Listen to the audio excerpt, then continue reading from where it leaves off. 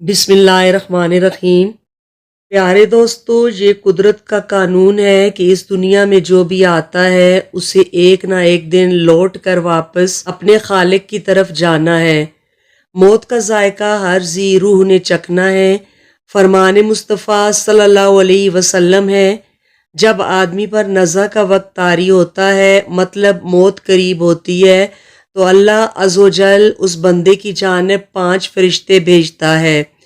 پہلا فرشتہ اس کے پاس اس وقت آتا ہے جب اس کی روح القوم تک پہنچتی ہے، یعنی حلق تک آ جاتی ہے۔ وہ اس شخص کو پکار کر کہتا ہے، اے ابن آدم، تیرا طاقتور بدن کہاں گیا؟ آج یہ کتنا کمزور ہے۔ تیری فصیح زبان کہاں گئی؟ آج یہ کتنی خاموش ہے۔ تیرے گھر والے اور عزیز و اقربا کہاں گئے؟ تجھے کس نے تنہا کر دیا؟ پھر جب اس کی روح قبض کر لی جاتی ہے اور کفن پہنا دیا جاتا ہے، تو دوسرا فرشتہ اس کے پاس آتا ہے اور اسے پکار کر کہتا ہے، اے ابن آدم، تو نے تنگ دستی کے خوف سے جو مال و اسباب جمع کیا تھا وہ کہاں گیا؟ تو نے تباہی و بربادی سے بچنے کے لیے جو گھر بنائے تھے وہ کہاں گئے؟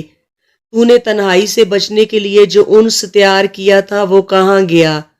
پھر جب اس کا جنازہ اٹھایا جاتا ہے تو تیسرا فرشتہ اس کے پاس آتا ہے اور اسے پکار کر کہتا ہے، اے ابن آدم، آج تو ایک ایسے لمبے سفر کی طرف رواں دواں ہے جس سے لمبا سفر تو نے آج سے پہلے کبھی طے نہیں کیا۔ آج تو ایسی قوم سے ملے گا کہ آج سے پہلے کبھی اس قوم سے ملا نہیں۔ آج تجھے ایسے تنگ مکان میں داخل کیا جائے گا کہ آج سے پہلے کبھی ایسی تنگ جگہ میں داخل نہ ہوا تھا۔ اگر تو اللہ عز و جل کی رضا پانے میں کامیاب ہو گیا تو یہ تیری خوش بختی ہے، اور اگر اللہ عز و جل تجھ سے ناراض ہوا تو یہ تیری بدبختی ہے۔ پھر جب اسے لاحد میں اتارا جاتا ہے تو چوتھا فرشتہ اس کے پاس آتا ہے اور اسے پکار کر کہتا ہے، اے ابن آدم، کل تک تو زمین کی پیٹھ پر چلتا تھا اور آج تو اس کے اندر لیٹا ہوا ہے۔ کل تک تو اس کی پیٹھ پر ہنستا تھا اور آج تو اس کے اندر رو رہا ہے۔ کل تک تو اس کی پیٹھ پر گناہ کرتا تھا اور آج تو اس کے اندر نادم و شرمندہ ہے۔